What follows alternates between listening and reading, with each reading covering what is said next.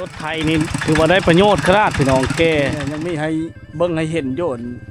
ไปทำหน้าในจนค่ำบ่นี่นะมานะ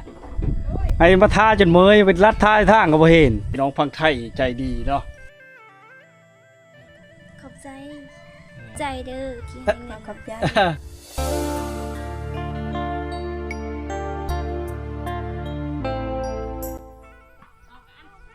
กับสบายดีFCทุกคนนะทักทายสบายดียามแรงๆที่บ้านไม้พาพิล่างน้อยเนาะเมืองวิลบุรีแขวงชนเขตนะมาทักทายยามแรงๆพาพี่น้องมาชมบรรยากาศยามแรงๆค่ำนำชมบรรยากาศและวิถีชาวบ้านในชนบทเนาะให้พ่อแม่พี่น้องมาติดตามหาชมเฮามื้อนี้ก็ยามค่ำแรงๆเลยนะก็มีภารกิจเนาะมี FC คนไทยเนาะพี่น้องทั้งฝั่งไทยทั้งต่างประเทศเพิ่นฝากเงินมาให้น้องน้ำหวานก็บ่ฮู้ว่าสิอยู่หรือบ่พี่น้องเฮาก็เดินทางมาฮอดชมบรรยากาศยามแลงในบ้านเขาเจ้านะโอ้ภูมิปักขะพี่น้องมาก็เงียบสงบเด้อบ่ค่อยได้ยินอีจังเลยพี่น้องสมอยอยู่เนาะจักราสิอยู่เฮิดหรือว่าการติดต่อก็บ่มีใช่ได้พี่น้องปักขะนี่โอ้เขือใหญ่คือว่ากินหมดบ้านกินกุ้มหมดบ้านเลยพี่น้องบ้านแล้วนี่มีเพียงแต่ชิปปลายหลังคาเนาะแต่บ้านนี่ยังมุงเป็นไม้อยู่พี่น้องบรรยากาศแรงๆเนาะอยู่ในป่าอ้อมล้อมด้วยภูเขาเลยบ้านน้องน้ำหวานเนาะอ้อมล้อมด้วยภูเขาพี่น้องเขตนี่เนาะเลยพี่น้องแถวนี้ในหญ้าดีพี่น้องควายกับพี่รู้เลินอยู่เนาะ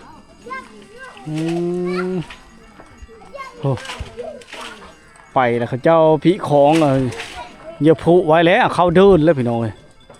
บรรยากาศย่านเมืองแรงเขาเจ้าก็ย่างมาแต่ให้แต่โซนเขาเจ้าแล้วผมขึ้นภูเขาไปเลยเนาะเอ้าล้มช้ำมาเนี่ยได้วิชามากี่แรกเนี่ยมาแต่ให้บ่เสียยามันเนาะเส้นทางภาคกลางบ้านเขาจะเป็นเส้นทางไปดั้งเดิมไปทั้งเลิกก็ได้เนี่ยยิงตามท่าฝนตกทางนี้มันเปิ้นมันแห้งกับไปทั้งนั้นพี่น้องเนาะจะเป็นที่เป็นทางอย่างต่างๆได้เนาะบรรยากาศยามแรงๆค่ำเลยนะ5 โมงไปก็กว่าเลยนะทุกคนนะแต่ชาวบ้านเขาไม่ค่อยได้อยู่เฮิร์นเลยพี่น้องที่เฮามาเห็นเนาะเงียบสงบได้พี่น้องเลยเพราะว่าเขาเจ้าอยู่ให้อยู่โฉนเขาเจ้าอยู่เนาะเล็บขึ้นไปหันก็จะเป็นให้เป็นโฉนก็ได้แถวนี้เฮ็ดให้เฮ็ดโฉนเป็นลักหน้าก็จะมีชนน้อยที่มีเนาะพี่น้องเนาะบรรยากาศในยามแรงหมู่บ้านผาพิล่างน้อยหมู่บ้านมีเพียงแต่10 ปลายหลังคาเฮิรนเนาะ17 18หลังคาพี่น้องได้บรรยากาศยามแรงๆพี่น้องหมู่บ้านนี่ก็เริ่มแล้วเริ่มได้ไฟฟ้าเลยได้นี่เขาเจ้าเริ่มต่อไฟมาแล้วพี่น้องนี่แหละบรรยากาศเนาะที่เงียบสงบถ้าได้มาสัมผัสตัวจริงแล้วแบบนี้แหละพี่น้องนำช้างโชว์ลายเขาคุดอะไรเกณฑ์นี่โชว์ลายเขาคุดเอาพี่น้องเนาะจะบ่ค่อยได้ไปทั้งใดนะเป็นหมู่บ้านที่ห้องน้ำยังบ่ได้พี่น้องโชว์ลายบ่จะมีห้องน้ำนะเขามาเนี่ยโอ้โฉดพักเขาเจ้าได้พี่น้องเขตชนบทที่ห่างไกลเนี่ยเขาจะใช้ไม้จากธรรมชาติแบบนี้นะมาจากป่าดงเอามาเฮ็ดผักกระตาดห้ามสัตว์เลี้ยงเขานะพี่น้องนะแล้วก็เฮิร์นดั้งเดิมนี่เนาะแอมโดยผ่าไม่เฮเขาไปตัดมาแล้วก็มาแปลงโปแปลงแล้วก็ชานพอได้แอมเฮิร์นตัวเองแถวนี้เนาะพุ่นแหละเอามาจากภูเขาพุ่นแหละพี่น้องแล้วก็สัญญาณอินเทอร์เน็ตก็บ่แห้งไปเลยเขตนี่ตอนได้ขึ้นภูพุ่นแหละพี่น้องมันแห้งเนาะได้ตอนได้ขึ้นภูพุ่นแหละพี่น้องเลยเดี๋ยวเฮาย่างไปหาน้องน้ำหวานเนาะเพื่อนน้องน้ำหวานพี่น้องเลยได้ในบรรยากาศยามแรงๆพี่น้องบ่ค่อยมีพายุเฮิร์นอยู่ชาติเลยพี่น้องเลย มาบ้านนี้ก็ยังมีเฮิรนแบบทรงดังเดิมเก่าแก่เนาะมุ่งแป้นนี่พี่น้องอันนี้คือจะเป็นพายุเข้าคานี่มันลงเลยเนาะนะแอมโดยผ่าไม่เหอย่างต่างๆแบบธรรมชาตินี่แหละชาวบ้านกับเจ้ายังพอได้ให้ได้เบิ่งได้ชมพี่น้องให้ได้เห็นอยู่เนาะได้ว่างกลางหมู่บ้านนี่เจ้าบ่ค่อยมีเฮิรนคนเลยพี่น้องเนาะช่วงลายเนี่ยเขาเจ้าหญ้าเหลือมต่ำเข้าได้บ้านนี่พี่น้องเนื่องจากว่าเขาเจ้าเอาไปฉี่อยู่บ้านผาพิลางไงได้เอาไปฉี่อยู่บ้านผาพิลางไงทุกคนเนาะเฮ็ดให้บ่ค่อยได้ต่ำเองกับมึงเลยนะเขาเจ้าก็ไปเฮ็ดวิเนี่ยใหม่โอ้มาได้ใช่ดิ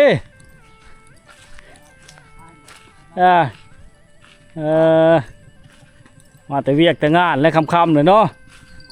โอ้มาก็ลองขึ้นรอท้ายถึงผู้มาพลาดเล่นจักน่ะบ่ได้เล่นบ่เย็นว่าได้เต้าได้เล่นผู้ท่านั้นก็คักอลีพี่น้องอยู่แต่ถึงผู้ติดกับภูเขาเลยบานเฮิรนชาติล้านเปเขาเจ้าสะดวกสบายไปอีกแบบผู้เป็นศูนย์เป็นไฮหมดแล้วพี่น้องบ้านเมืองมีการพัฒนาต่อไปในอนาคตเนาะคือว่าแหละการสะดวกสบายไปได้ต่อไปนะพี่น้องเนาะถึงจะมีภูเขาอ้อมล้อมป่าไม้ยังคงอุดมสมบูรณ์ที่เราแนมเห็นนี่ผู้พาป่าดงพงไผ่บางเฮิรนก็ยังบ่ทันได้ไปพาเนี่ยพี่น้องเป็นชนเผ่าบูรูเนาะชนเผ่าที่เว้าภาษาลาวเขาเข้าใจง่ายอยู่แล้วพี่น้องเลยเนาะนี่แหละคือวิถีชีวิตการเป็นอยู่ของเขาเจ้าค่ำจำนี้ละ5 โมงปลายยังบ่ค่อยมีผู้อยู่เฮิรนอยู่ซ่านยังมีผู้ไปอยู่ให้อยู่ศูนย์พี่น้องเลยความดุความมันของเขาเจ้าเนาะได้พี่น้องนี่เฮิรนหลังนี้ก็มุ่งเป็นอยู่พี่น้องจะเป็นเฮิรนขั้วอะไรก็เฮิรนใหญ่พร้อมเนาะเฮิรนนอนมุ่งเป็นพี่น้องนี่นะบรรยากาศยามแรงๆ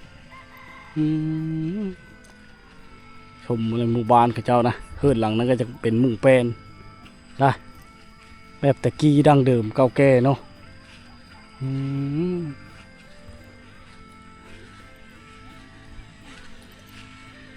โอ้ยบ่ต้องยานดอกสบายดีไปเชลเลอร์ดีนะมาเฮิรนบ่อยู่หันเฮิรนอยู่นี่เฮิรนจักไปเชลเลอร์มดไผ่กันเนาะประท่านมาแต่เวแต่งานเนาะสมออยู่เนาะเขาไปให้ไปชวนเขาประท่านมาอยู่คำชมนี้นะมันแดดเนาะมันแดดเขาเจ้าก็เลยบอกคอยได้อยู่เฮิรนอยู่ช่องพี่น้องเลยบอกคอยได้อยู่บ้านอยู่ช่องเนาะนี่แหละบรรยากาศพี่น้องเลยงัวเขาเจ้าเนี่ยปล่อยตามหมู่บ้านน้ำเนาะเลาะกินตามหมู่บ้านเลยนะงัวเขาเจ้าเนี่ยหรือว่าสัตว์เลี้ยงเนาะเขามาเมื่อก่อนเห็นงัวทึกมักใจจักไปทางใดเลยพี่น้องเลยบรรยากาศภายในบ้านเขาเจ้าแบบนี้แหละพี่น้องข้างทางนี้ก็จะเป็นภูเขาผาพิล่างเนาะเป็นผานะคือเนาะผาพิล่างพี่น้องเลยบรรยากาศยามแรงตะเวนใกล้คอยคำแล้วพี่น้องคอยคำแรงลงแล้วเนาะเป็นไก่ชิตกดินพี่น้องเลยรถไทยนี่ถือว่าได้ประโยชน์ขนาดพี่น้องแก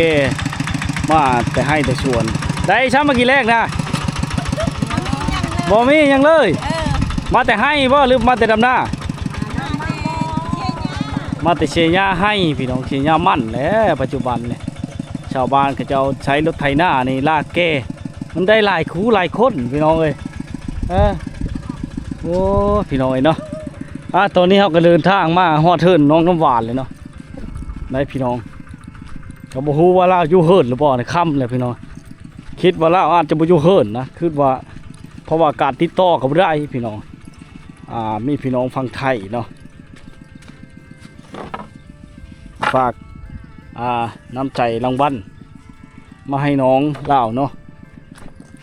สมอให้อยู่พี่น้องเลย โอ้เฮินล่ะนี่ยังบ่ได้ให้ไผพาเด้อนี่พี่น้องเอ้ยยังบ่มีไผพาใส่ในห้องน้ำบ่ทันมีจ้ะเฮินน้องน้ำหวานเนาะมื้อก่อนเนี่ยมาเห็นลาวคนพื้นเข้าฮะมีคนอยู่เฮินอยู่บ่เนาะมีคนอยู่เฮินบ่แล้ว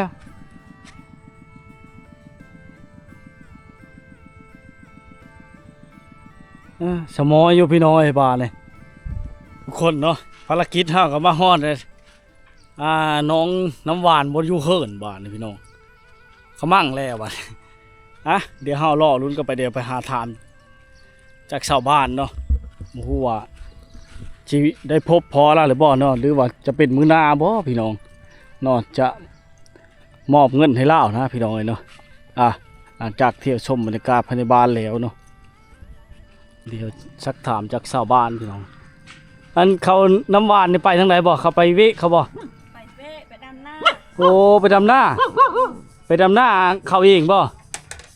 ม่นน่ะเขาเริ่มดำหน้าเลยจะว่าไปรับจ้างบ่แม่นเนาะโอ้ยลาชิมาอยู่บ่เนี่ยตอนค่ำนี่นะมาล่ะยังชิมาอยู่เนาะโอ้พี่น้องสิได้พอแล้วอยู่บ่เนาะ ได้ช่างกินแรงนะบ่ได้จังเลยบ่มีจักกินแหละเห็นว่าเจ้าบ่ได้ไปเจ้าเนาะไปหากะมาเจ้าก็มาแล้วเจ้าก็ไปดำหน้าเชื่อเขาคือกันบ่แล้วข่อยก็ไปเชียร์หญ้ามันต้นเชียร์หญ้ามันต้นแล้วก็มาเนาะคันว่าไปเฮ็ดเชียร์หญ้ามันต้นจนค่ำเลยมันก็บ่ได้แนวกินมาแล้วบาดนี่จำแจวมาก็ร้อนเนาะ โอ้พี่น้องเอ้ยหูแล้วจากการชักถามจากชาวบ้านเนาะเล่าบ่อยู่พี่น้องเราไปดำหน้าเนาะก็บ่ฮู้ว่าเราไปดำหน้าเราอีกเนาะเดี๋ยวเฮามาลุ้นกันไปแต่นี่หาค่ำพี่น้องสิได้พอแล้วหรือว่าคันบ่พอก็มื้อหน้าเพิ่นจะได้กลับมาใหม่อีกนะพี่น้องนะเนาะในบรรยากาศยามแล้งๆเพราะว่าการติดต่อก็บ่ได้นะมานี่สัญญาณเฮาก็บ่มีเนาะสัญญาณอินเทอร์เน็ตก็นะพี่น้องเอ้ยพากันมาได้เชลอนี่นะบักหลายๆคนเสียยามันเลยเนาะยามนี้เนาะบ่ได้หันมันต้นได้บ่ได้บ่เฮ็ดให้เข้าให้ชื่อมาแต่ชักชวนชักให้โอ้เริ่มนำเข้าแล้วยามนี้เนาะผู้เต็มคันรถบางเลยนี่มาประท่านพี่น้องมันไก่เฮามาเห็นเขาเจ้ามาเต็มคันรถไถนานี่ได้ประโยชน์หลายอย่างเนาะในชนบทนี่ลากแก้ได้รับเป็นชิปปลายคนเช้าคนพี่น้องได้ช่างกี่แรงนะมีได้พี่เหลือบ่โอ้ยยอมเบาเอ้ยไปนำเข้าให้แล้วว่าพี่น้องย่ามฤดูกาลนี่นำเข้าแล้วไปปลูกเข้าโอ้เนาะไอ้พี่ช่างอะไรนะย่อมมาบูบแม่แล้วย่อมมาบูบได้ไปย่าอาหารแรงเลยเนาะโลกระปนปลาใครแน่เนาะมุ้ยแหละเนี่ยมุ้ยฮดปลาเลิกบาเนี่ยนี่คือกินนะนี่อะไรนะกินแมลงอะเนาะแม่นั่นนะโอ้วันนี้นะชาวบ้านพี่น้องเองพวกนี้เนี่ยกินย่ำนำให้นี่ยากเนาะกินยังโอ้นี่แหละบรรยากาศมาแต่นำเข้าให้เมยได้ยอดมาบูบมันป้งมือเนาะบูบนี่ก็ไม่ได้ของมู้ยนะก็ได้ฉันไม่ได้กินฉันเนาะไม่ได้กินอันนี้ยังไม่ให้เบิ้งให้เห็นโยนหลังคาที่มุ่งเป็นนะพี่น้องเป็นไม้แดงไม้เปิดอย่างต่างๆแต่เพนเยอะขนาดไหนใหญ่เลยพี่น้องเถอะรับ30 เซนทุกคนยังไม่เห็นอยู่ได้อันนี้เราเด้อพี่น้องบ้านเข้าเด้อนี่เด้อที่เขาเจ้ามุ่งเนาะเฮิรนในช่วงลายยังเห็นช่องหลังค่า3 หลังค่าเพราะว่าลายฟ้าลาปีมันก็มีการเดาะลงโรยไปตามการเวลาก็เฮ็ดเธอเขาเจ้าก็บ่ได้คอยมุ่งชังกะสีกระเบิงอย่างต่างๆนี่แหละพี่น้องเอ้ยมันโหนะพี่น้องผลห้ำโหแล้วก็ม้าเงาะพี่น้องเอ้ยแต่ได้เล่าพร้อมนี่นะเค็มบ่เนาะเค็มบ่นี่น่าเค็มมาแต่ให้บางได้นี่ได้กินพอเนาะผักห่างกับป้อมนี่ครบผักห่างกับป้อมโอ้พอ อได้พักในยานี่แหล้วมากินเนาะยามนึงเล่งไม่ได้กินนะข้าวแล้วปูปลาแล้วน้ำช่วงนี้เฮ็ดแต่วิเนาะมึงได้ลายตกได้ขึ้นเจอไหมล่ะขึ้นไป ขึ้นถ้าเอาญาติมักบบนี่มันจะไปชงเขา ได้ตกได้เห็นได้เอาช่วงกันไผเสียเพื่อพี่น้อง ปั่นเดียว ปั่นเดียวกินเด้ผู้น้อยนี่ผู้จัดแจกนำนี่มัดจะได้ใช้รางวัลนี่มัดโอ้จบหลายๆเด้อพี่น้องเลยน้องก็เสียไปเฮ้อพี่น้องนะเวลาน่ะโป้เต็มบักใหญ่ไปแล้วพี่น้องไอ้พวกเบิ่งเด้อเอาให้บ่ซื้อได้ชื่อบ่เฮิร์นเขาได้ชื่อบ่แล้วขนมนี่จ้าแก้วนี่กินบ่เลิศในบ้านเจ้านี่ บ้านเจ็ดชั้น บ่แล้วบ้านที่เจ้านี่นี่ ขนมคือกันบ่ว่าจ้าแก้วเป็นบ่นบบ่เป็นบ่นบละเป็นบ่ขอบใจละ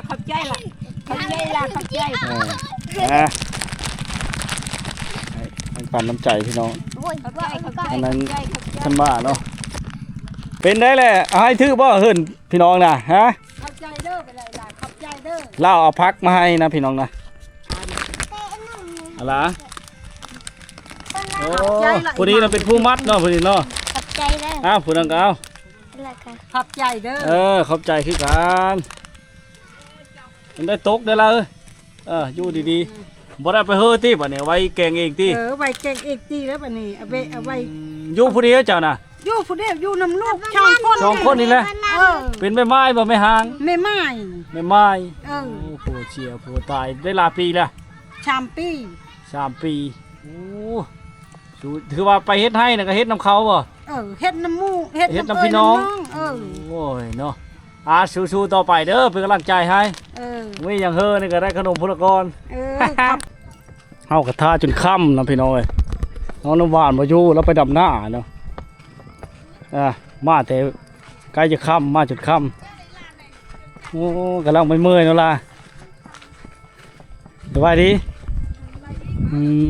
เป็นได้ไปดำหน้าในจนค่ำบ่นี่นะมานะไอ้มาท่าจนเมื่อยไปลัดท่าทางก็บ่เห็นไปดำหน้าไปดำหน้าสามีดำหน้าช่วยพี่น้องบ่หน้าลาบ่ท่านได้ดำบ่ท่านได้ดำอยู่ตอนไม่เมื่อยเนาะมี FC ผู้ใหญ่ใจดีทั้งบางไทยฝากเงินมาให้น้องสาวอายกะได้มาหาแล้วบ่เห็นเลยจักเช็ดเลยเนาะจนค่ำนอนนี่เราไปนะแต่เช้าขึ้นมาไปนะหน้าไก่ลีผมบอกเนาะขี่รถไถหน้านี่เวลามาหลายคนบอกเต็มรถเลย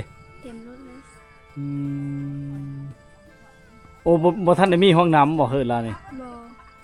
อันบัตรอันนั้นได้จากไพ่ได้จากคือบริเวณจ่ายไพ่มาเนี่ยมันยังบ่ทันได้บ่ได้แล้วได้ต้อน้ำเข่าบ่ต้อน้ำเขาบ่หรือเอาลงแต่รักเลย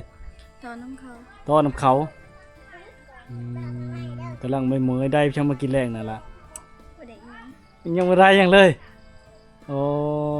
มีผู้ใหญ่ใจดีฝากเงินมาให้จำนวน 1,000 บาทเพิ่นให้ค่าเดินทางไอ้ก็500แต่ก็เขาตัดค่าบัญชีเด้เพราะว่าบัญชีไทยเด้100ยังชี100ยังชกเจ็ดปลายแต่ตื้มให้ล่าเลยโดยการได้อยู่700,000เนาะเงินล่าได้700,000ดีใจอยู่บ่รู้ข่าวฮะใจอยู่บังเอิญเนาะมาเห็นน้องขยันมั่นเพียรมื้อนั้นนะโหนพื้นบ่เฮ็ดจังมื้อก่อนน่ะเนาะก็เลยมีผู้ใหญ่ใจดีพี่น้องทางฝั่งไทยคุณเทิดไส้นี่แหละชื่อเทิดไส้และก็ชื่อจำบ่ได้คักบ่ได้เขาบ่ฮู้ว่าจังหวัดเลยเนาะชัญญาณมีบ่ของอ้ายบ่มีอยู่มานี่นะบ่มียังบ่มีบังเอิญอ้ายก็มาจะจนค่ำโทรศัพท์น้องก็มีบ่มีใช้บ่ก็มีโทรมันยังได้อยู่บ่ได้อยู่เนาะเขาอีเมลเจ้านี่ก็ไปบ่เจ้าก็ไปบ่ไปดำหน้านะไปล่ะไผจะหลานน้อยบ่2คนน่ะหลานบ่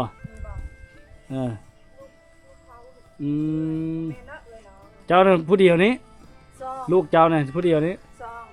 ตัวน้อยตัวอุ้ม อืมอัน